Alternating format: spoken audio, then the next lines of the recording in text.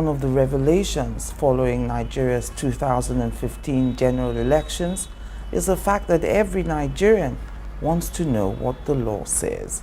Regardless of political ideology, religious leaning, ethnic group, or educational qualification, Nigerians just want to know what the law says. And so whether we're talking about the question of the legality of a Senate that hasn't been inaugurated by Nigeria's new President Muhammadu Buhari going ahead to conduct an election to fill the seat of a Senate President, what exactly does the law say? Or whether in the face of a dwindling economy for the Federal Republic of Nigeria and a constitution that prescribes that the President shall appoint a minister from every state of the Federation, now 36 states in all, should the President go ahead still to appoint 36 ministers when it is obvious that the nation can't afford it? Well, hello and welcome. This is 60 Minutes with me, Angela Ajitumobi, and my special law series titled, What Does the Law Say? My host today will do justice to all the questions on the law that I have. Is a principal partner with Bolaji Ayorinde and Co., senior advocate of Nigeria since September 26, 2005. He's a notary public, a fellow of the Chartered Institute of Arbitrators, and he's active in legal practice. He was called to the bar in 1986 and remains the chairman of the 16-member board of the Legal Aid Council of Nigeria, a member of the Nigerian Bar Association and International Bar Association. So, join me after the break as I count down 60 minutes with Bolaji Ayorinde, senior advocate of Nigeria.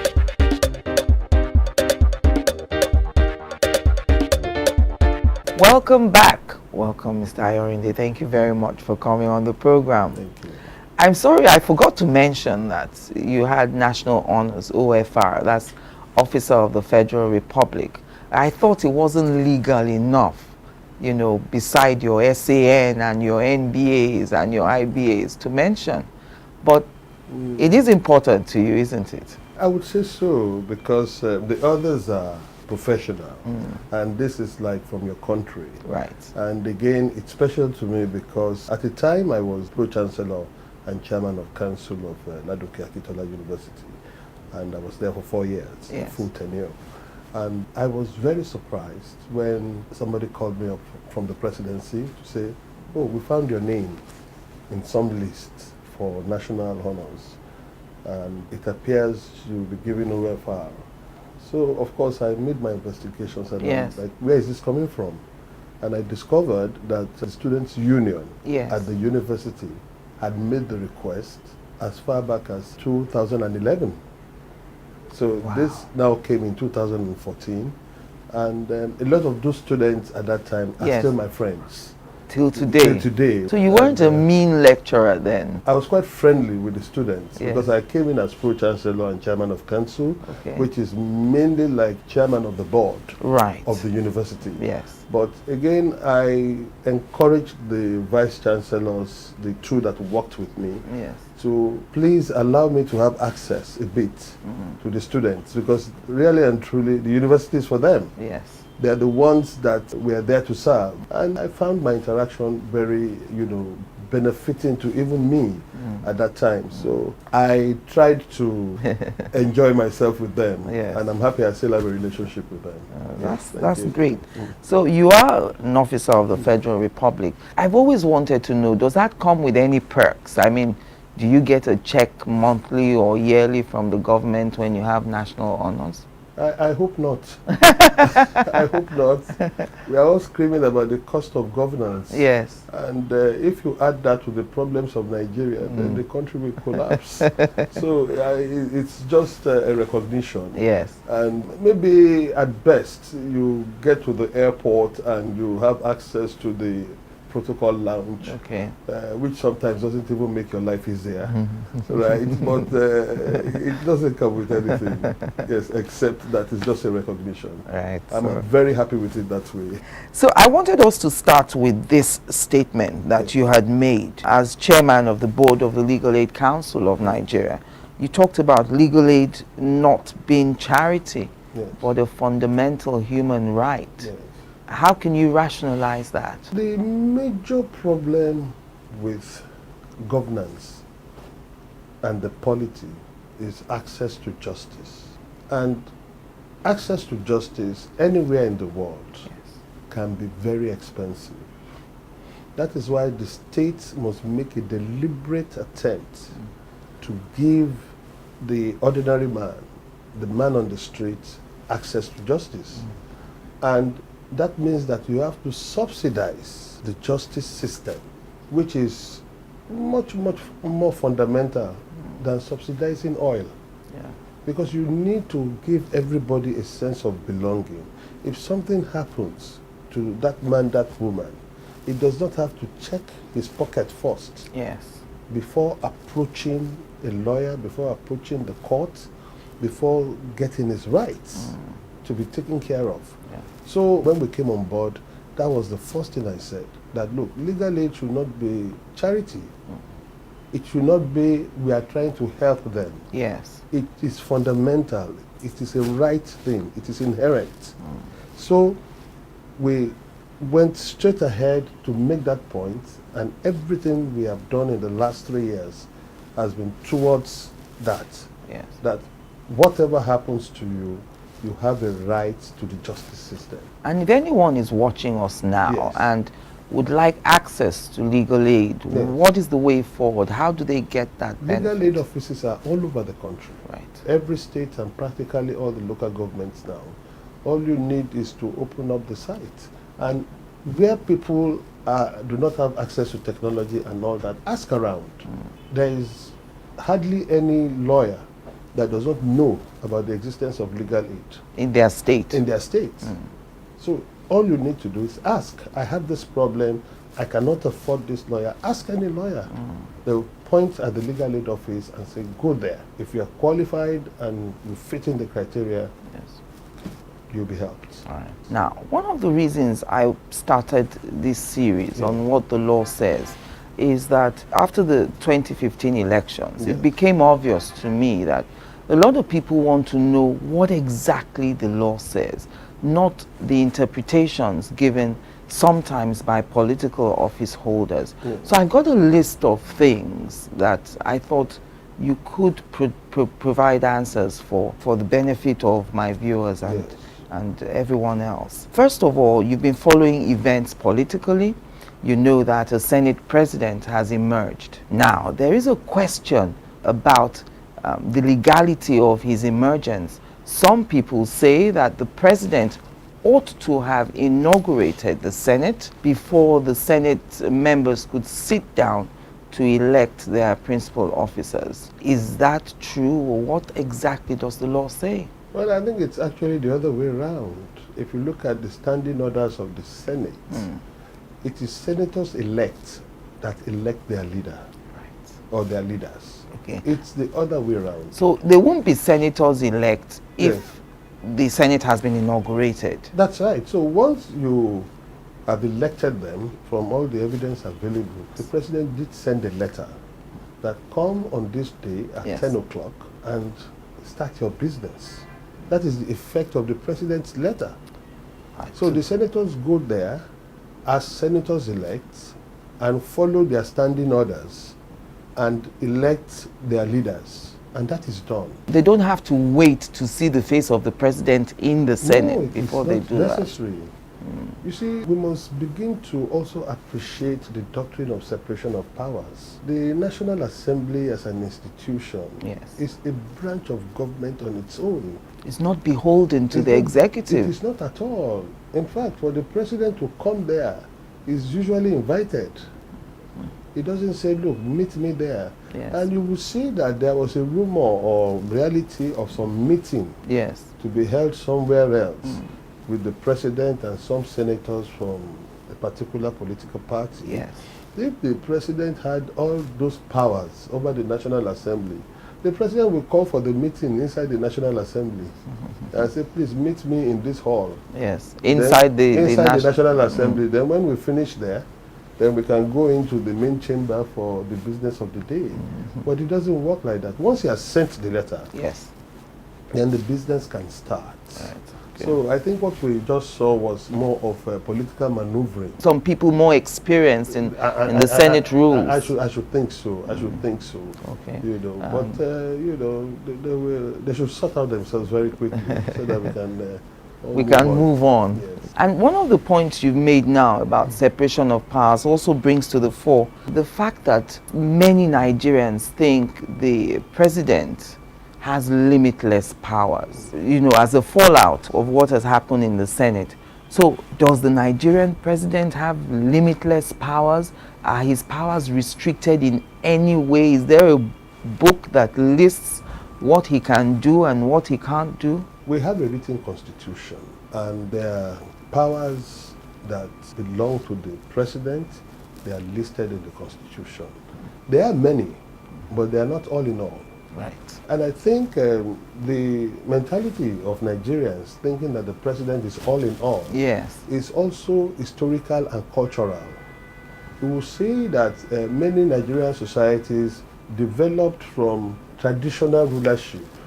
There's a Kabiyesi somewhere, yes, there's an Emir somewhere, there's an Igwe somewhere that everybody bows to, yes, and everybody will go and solve their problems. And after the traditional institutions were wind down, we had the colonialists, and it was in quote, the Oyinbo man that was like God. yes, And everybody looked up to him to solve their problems. Then we had a political experience where Nigerians took over from colonialists and continued to behave like kings and queens. And from there, it's unfortunate. We moved into military dominance. yes. And I remember as students on 1st of October, on Yes. Children's Day, we'll be dressed up to go and march at the stadium, up and down, and salute the military governor and all that. So you see, it's a cultural and a background thing. But thank God for democracy. Now we're beginning to evolve since 1999. Even in 1999, we had a president who was coming from a military background, and his nickname was Baba. So it's this father figure thing that gives us that mentality that the president is all in all. Yes. And that now waters down to the state government level where Mr. Governor is like an emperor. Within his state. Within his state. You know, he runs things and he does whatever he likes most of the time. But these are offices with constitutional powers, and that is evolving now. Yes. We are beginning to see that now, that the executive, they have their work cut out for them. And you have countries that don't even have written constitutions, and they carry on, they know their limits. Now that is where the courts become very important in this dispensation. Wherever you think there's an infringement of authority, of rights, then you run quickly to the court. And what about those who would say they don't have a belief in the courts because justice is either delayed or it's denied? Yes. What would you say to those people? I would beg them to have a belief in the courts. In Kenya, when there was some dispute after the elections, people were settling disputes with cutlasses and machetes. Yes. We don't want that here. So that is the only safe place you can go. It may not be something that is resolved in 24 hours, but it gets resolved, and that makes us a more civilized set of people. A lot of noise was made about this. 2 major security meetings held by President Muhammadu Buhari, and the absence of the vice president at those meetings. I can't say for sure that he was locked out, or if he got there late and the meeting had commenced. But I'm just looking at what the law says about the vice president attending a security meeting with the president. Some have argued that if the vice president is a replacement for the president when the president is indisposed, do they both have to attend? Isn't it on a need-to-know basis that the vice president will be invited in? It is not an issue at all, because constitutionally, the vice president does not hold his office at the pleasure of the president, but it performs functions at the pleasure of the president. You have to explain that. So even though Yes. there is an office of the vice president recognized by the Constitution, that office functions at the pleasure of the president. In other words, It is what the president tells the vice president to do that he does, like what the president tells other ministers to do. So really now and Yes. truly, this is where it is important for the president and the vice president to have a very good working relationship. And these issues are coming up because of the way we have evolved politically. right. Particularly in this dispensation where we have several parties Coming together. Yes. So there is mutual suspicion somewhere, and each time they don't see the vice president with the president, there is a group where the vice president has evolved from, Yes. screaming blue mother. Where is our man? Where is our man? Yes. And there's no constitutional basis, because you will look at presidential system. Let's take the United States for example. Yes. It is President Obama that chose his vice president himself. He looks at the talents at his disposal, available, and he says, oh, okay, I need this older man who has been a senator for many years, Yes. who knows the in and out and the workings of Washington, Yes. to be by my side. But in this case, our president is giving somebody, now happily for me, is giving somebody who I consider one of the best. Yes. Yemi Oshibajo Yeah. is accomplished in my field, and this gentleman is well respected, very cool-headed pastor. So I hope that with all those attributes, he will be able to work very well with the president. So it really depends on the relationship that they build together. Yes. But because his functions are strictly at the pleasure of the president. So is there a case Yes. to be made then for the Constitution to perhaps allocate specific portfolios to a vice president to avoid these situations we see all the time about deputies being redundant? Even within the states, we find deputies are redundant as well, except, of course, the chief executive gives you something to do. I think it will be a dangerous proposition to have constitutional powers vested in the vice president. There's only one presidency, so we cannot have somebody claiming that these are my powers. Yes. And we live and work together in the same house. It cannot work. There can only be one captain. There can only be one captain. So what we need to do is to have a situation whereby even if we have a coalition of parties, we allow the president to choose himself Yes. amongst the talents available. We do not force anybody on him. If we force somebody on him, then we have to pray that they are able to work very well together. But when you allow him to pick and choose his vice president, that will solve that problem. When former President Obasanjo fell out with Alhaji Atiku Abubakar, Yes. the office of the vice president became practically redundant. And that's a situation again coming from where you have a situation where the vice president begins to believe that I'm here by virtue of my popularity or anything. So we should leave the president to choose his vice president, to choose his ministers. And I'm happy that President Buhari seems to be towing that line. And I'm happy that he has the support of Nigerians in towing that line. And that is why it's going to be easy for him to do. The politicians are, even where they're kicking, they're kicking quietly. Yes. Not loudly. Not loudly, because they know that Nigerians will prefer a situation whereby the president chooses his own team, so that he will be responsible for that team. If they succeed, we clap for him and say, well done. If they fail, the buck stops on his table. Join us again after the break. It is difficult to respond to that question. Angela, that's a great question. Great question, Angela. Angela, that is a very great question. That's a great question. Okay, that's a great question. Yeah, very good question. That's a good question. This is an interesting question you put. 60 Minutes with Angela. Again, answers to every question you always wanted to ask.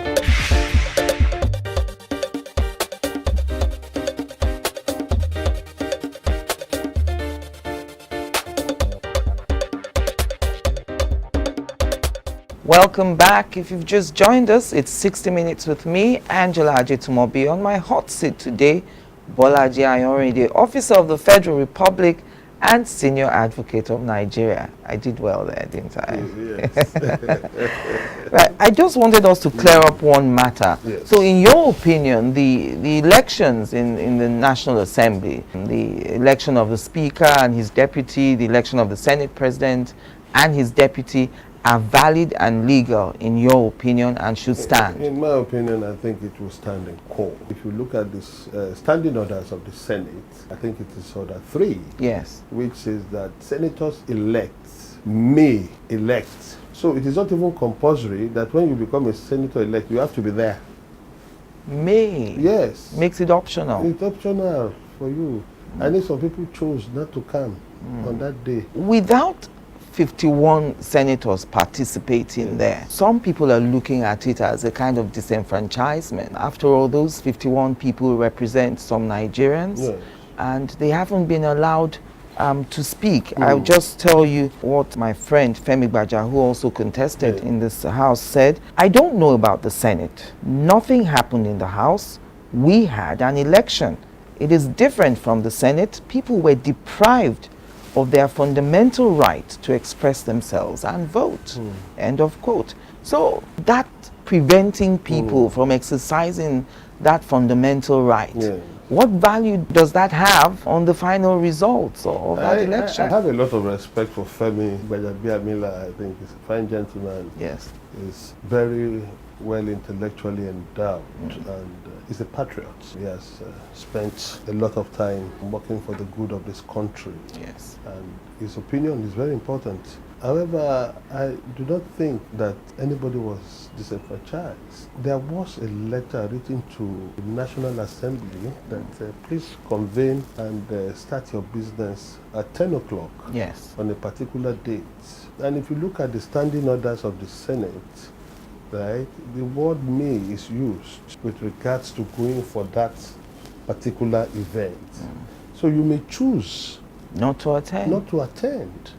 It is a different thing if you were barred from entering the National Assembly or you were given a wrong date. But you had the date, you knew the time. So it is your choosing not to go, because really and truly the business of the National Assembly, I would think, is much and above over the business of the PDP or the APC.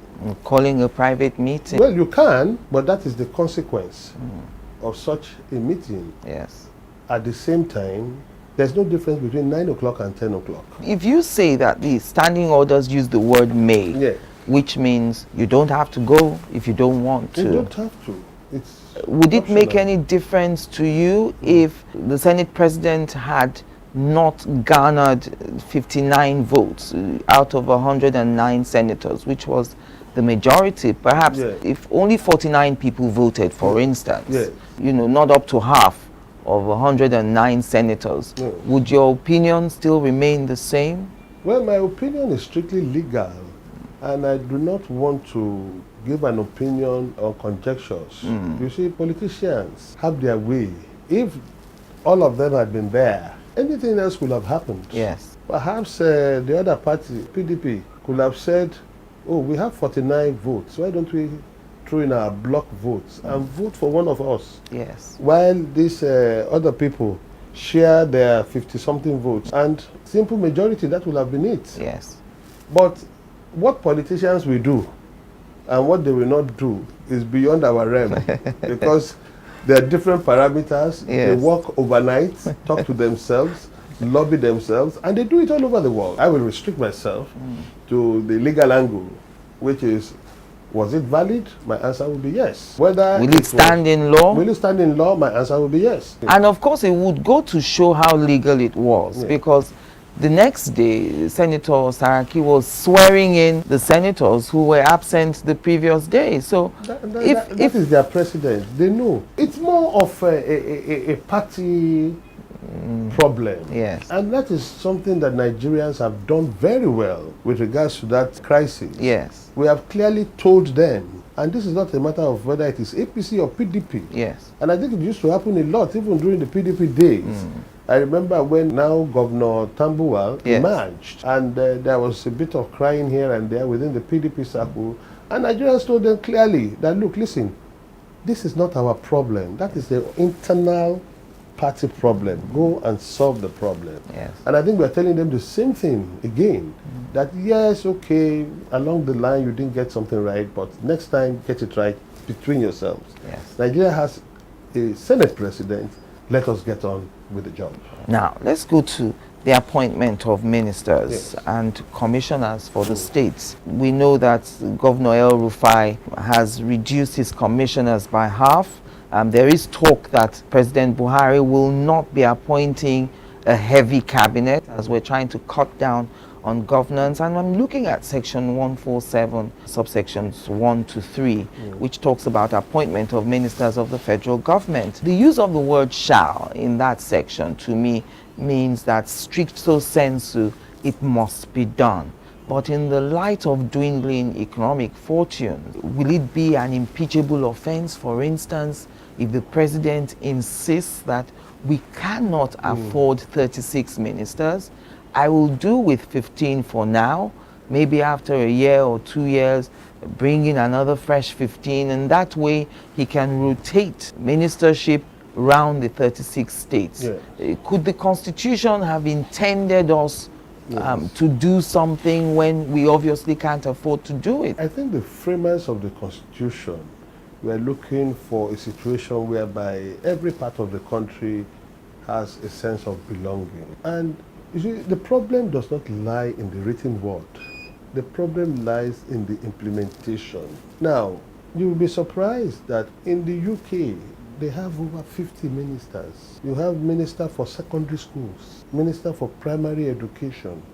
But do they have an army of aides? But they don't have an army of aides. That is just the point. In Nigeria, for example, I hope we will begin to see a situation whereby cabinet meetings with the president will be restricted to the Minister for Defense, the Internal Affairs Minister, the Secretary to the Government, and the Foreign Minister. Those are the people that need to meet the president on a weekly basis or twice weekly. Yes. We do not need the Minister for Health to see the president every week in a massive room.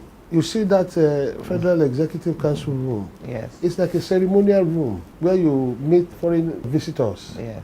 No, that is not what a cabinet meeting should be like. And we shouldn't use the word lesser, but because of their function, Yes. the Minister for Health, it is okay if he comes in to brief the president once a month. What's on the a difference one-on-one. with the minister and the minister of state? Yes. Is there a difference? There's really no difference, but what is all this job creation problem. So you now have every minister having special assistants, special advisors, hangers on, and the office becomes a problem. The president is under an obligation to appoint ministers from every state, but is not under an obligation to appoint all of them at the same time. Aha. So if he says that, look, my priority for now, Yes. and it appears that the priority for the president for now, in the last 2-3 weeks that he has come on board, Yes. has been the security issue, because the president has not really spoken up till now about economics and job creation and other things. Yes, they may have their plans, Yes. but his immediate approach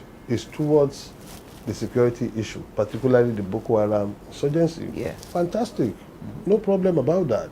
So if he's going to appoint a minister, maybe by now he says, I'm going to appoint XYZ as my Minister for Defense. That's And a crucial ministry. That's a crucial ministry for him. And he does that and he carries on. Then he says, okay, I must have a secretary to the government, I must have internal affairs, I must have finance. And he does all that. And it takes his time to deal with the others. You see, why we have this cabinet mentality, and again, is the political pressure and jobs for the boys. Yes. Yes, the boys need jobs, but let these jobs be real jobs. And I'm happy that the president has surprised them, you know. He's a man full of surprises. Yeah, that is auguring well. I think Nigerians are really loving it. You see, because You can't predict. you can't really predict. About 3 weeks ago, people were going about with all sorts of lists that these are the nominees from this state Yes. and that is not what this country should be about. I'm so sorry. Yes. Let everybody calm down. Let us look for real work and do the real job. We don't need a cabinet of 40 ministers meeting every Wednesday.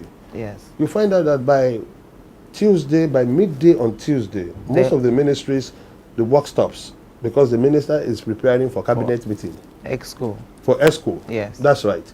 And that takes the whole of Wednesday. Then Thursday morning is trying to look at what happened at ESCO. Yes. And then it's Friday is the weekend. And Friday is the weekend. It takes off from Abuja. So it's effectively run his ministry for maybe 2 days in a week. That cannot work. Okay, so those who are saying, Yes. Mr. President, no, the Constitution says you shall appoint ministers from every state It doesn't say within 1 month. at the same time. It doesn't say at the same time. So if I'm the president, I say, yes, I've seen the Constitution, I shall do so. As long as every state can taste ministership That's within it. 4 years. Within my 4 years, I will do so. Okay, I've seen about 5 people now. They come from 5 different states. Yes. Don't worry, for other portfolios, I'm looking at some other names and I want to take my time. And the ministers you appoint now, if you appoint let's say 15 ministers, Yes. they can oversee 2-3 ministries. Combine ministries Combine the together. ministries together. There is the Rossoneri report, which I hope that this government will implement. We have to cut down on the costs. If we don't do so, well, already the consequences are beginning to show. We're seeing The them states now. cannot pay salaries. There was a governor the other day who threw up his arms, said, I'm frustrated. About 18 states. About 18 states, yes. Particular state governor has not paid for 8 months. I mean, try to imagine your organization and you don't pay your staff salary for 8 months. Yeah. If they are still with you, they are actually looking for how to steal your money. So it's a big problem. You see, we must look at systems. People are being prosecuted currently for, I think they were CBN staff, Yes. for failing to destroy money. Who does that? I'm sorry. Is it in the law that governors must nominate ministers to the president? No such law. It has just been convention? It is not even a convention. It is a practice that should be discouraged. But you see, it also flows from we are the ones that worked during the election. We helped you get We there. helped you get there. So we are the ones that spent money, whether legitimately or illegitimately. So we need to be the ones to tell you who to appoint.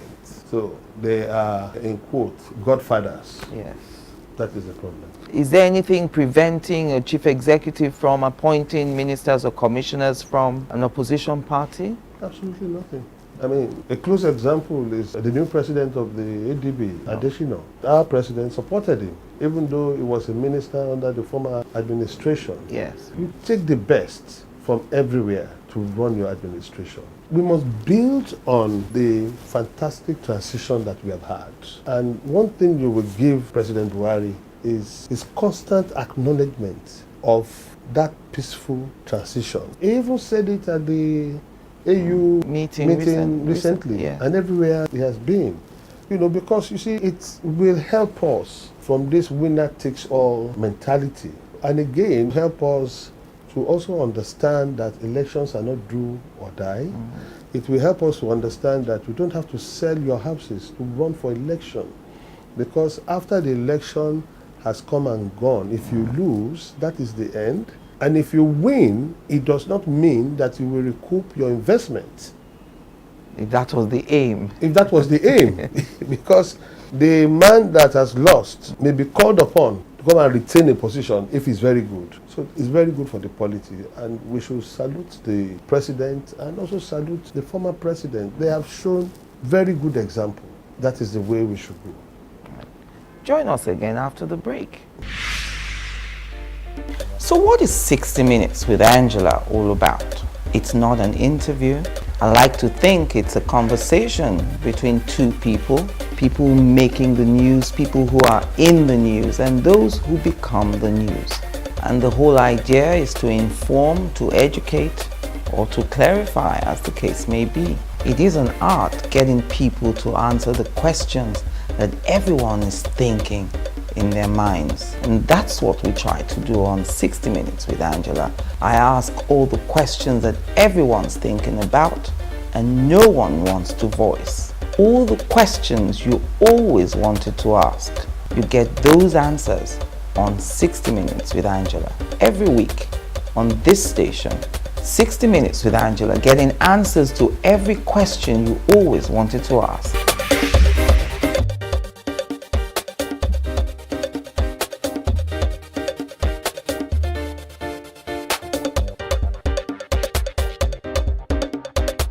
Welcome back. My concluding moments now with Bolaji Ayorinde, Senior Advocate of Nigeria.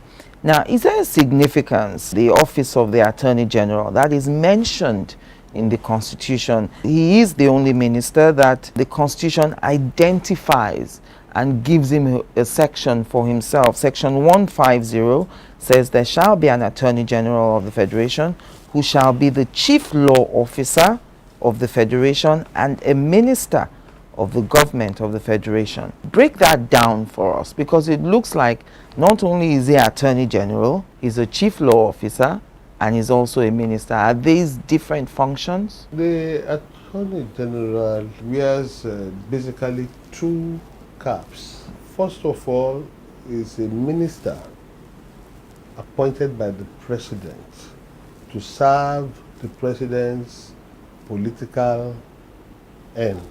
Political end in this particular circumstance is about delivery of good governance. To use our parlance here, dividends of democracy. Right. That is one cap.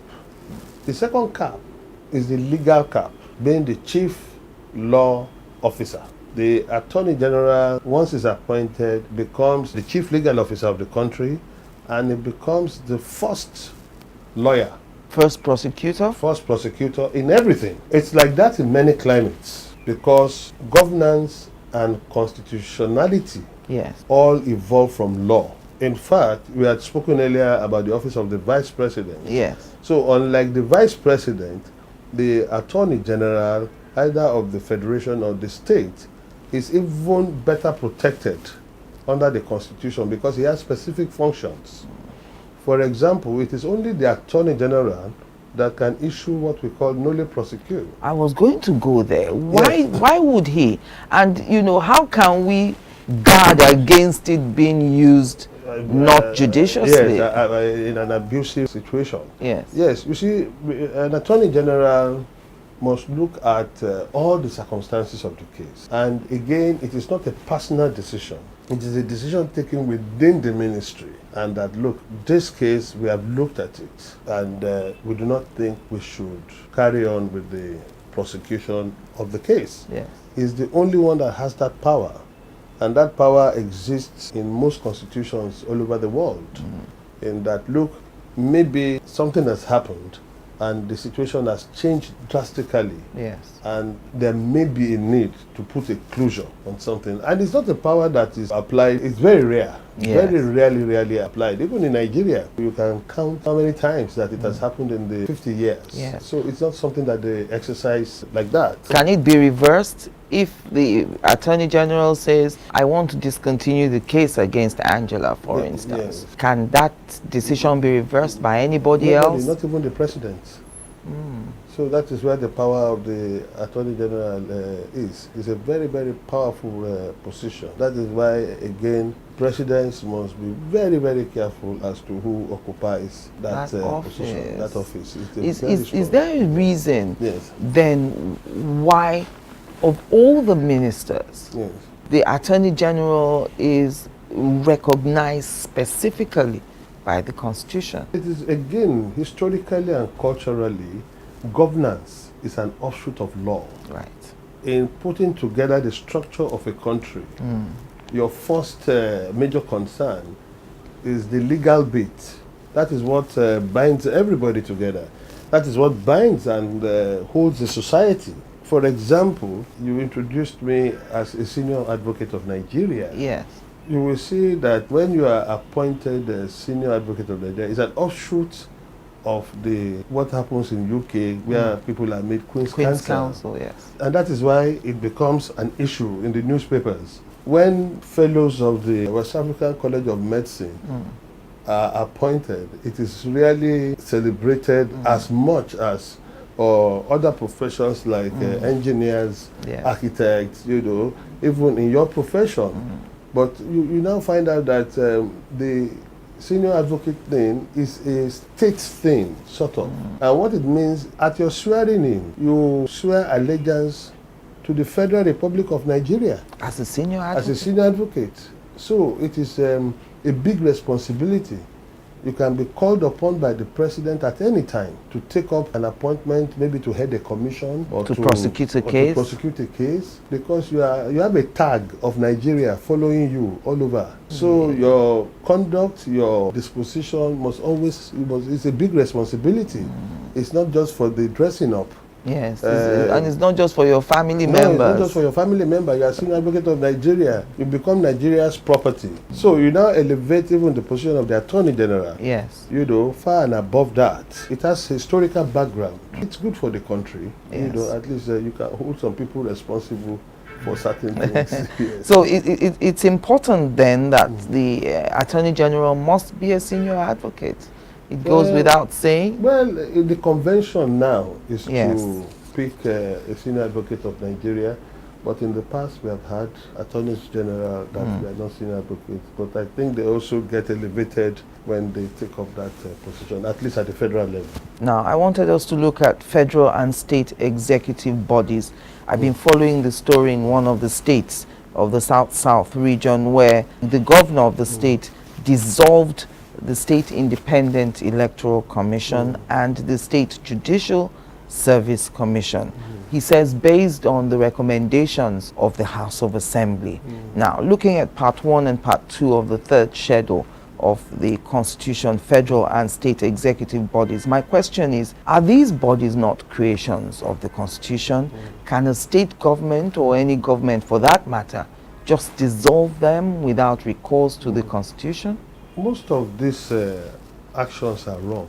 If a body or an office has what we call statutory protection, in order for you to dissolve or terminate, you must go through the Constitution. There must be reasons stated. Is it for misconduct? You must show the particular reason, and it's not just the reason according to you. It must be clear. You can't say they're not performing well. These bodies are not performing well. No, you cannot say that. You must name instances. Again, it's a fallout from what we have been used to.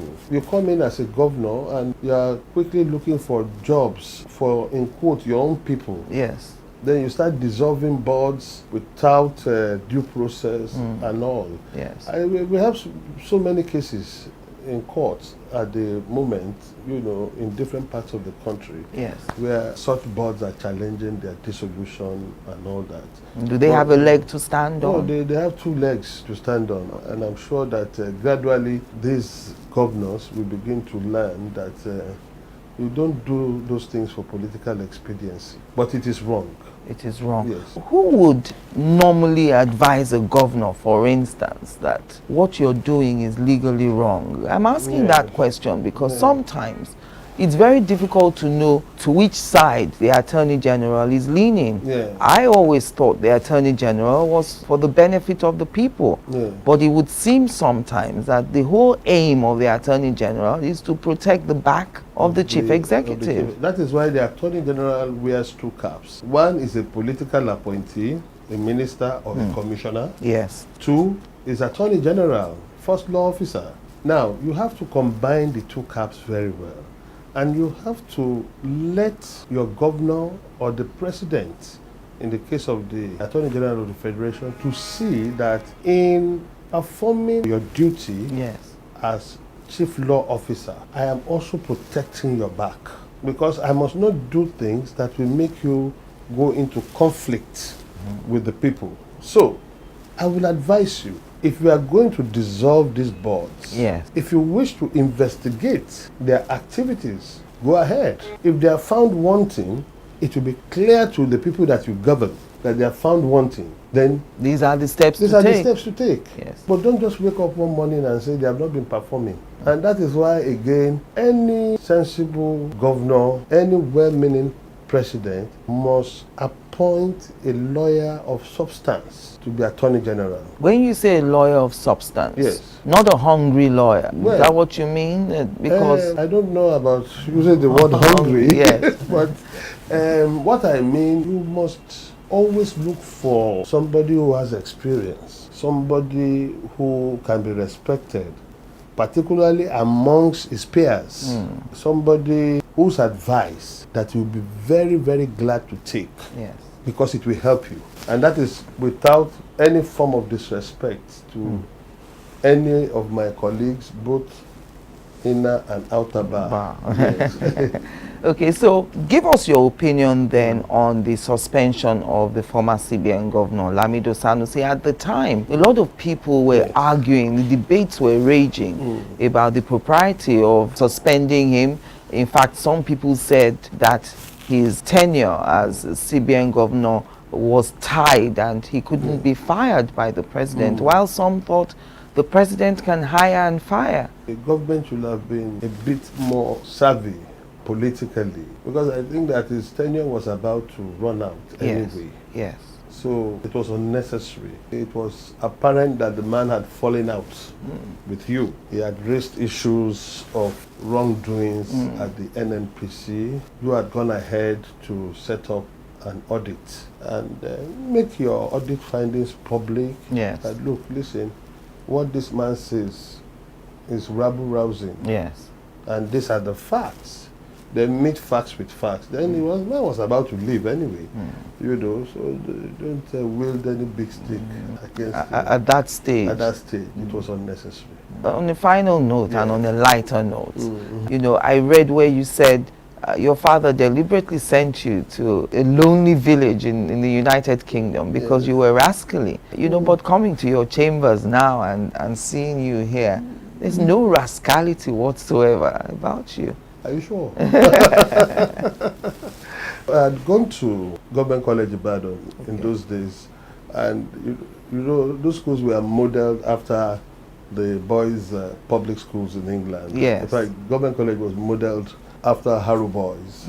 You know, I mean, for a long time, their instructors, their teachers were British. Government College was a place where, at the gate of the school, you dropped your toga of anything. So whether your parents were billionaires, Yes. whether you were the son of the governor or a top civil servant, or whether your father was just an artisan, at that point, you all become the same because you wear the same things. There were regulation dresses.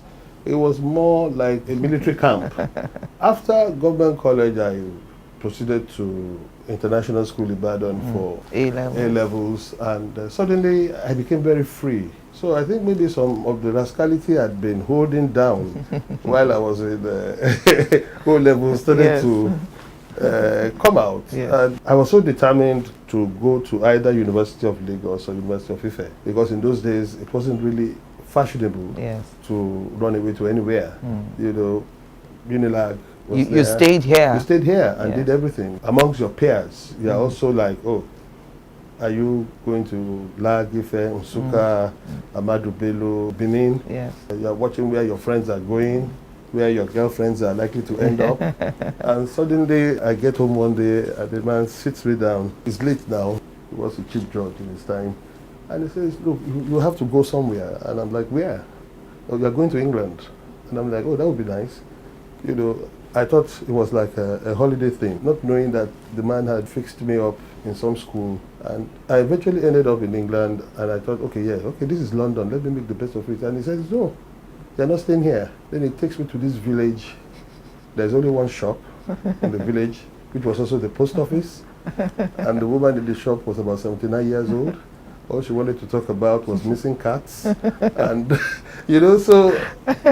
Were you the only black boy there? Were few, yes, there. You know, Nigerians came to that school. Yes. And I think Nigerians like me then, Yes. who needed to be taken out, we are put there. And Siberia. sort of, but I survived it. Well, I think your father would be proud of you today. I hope so.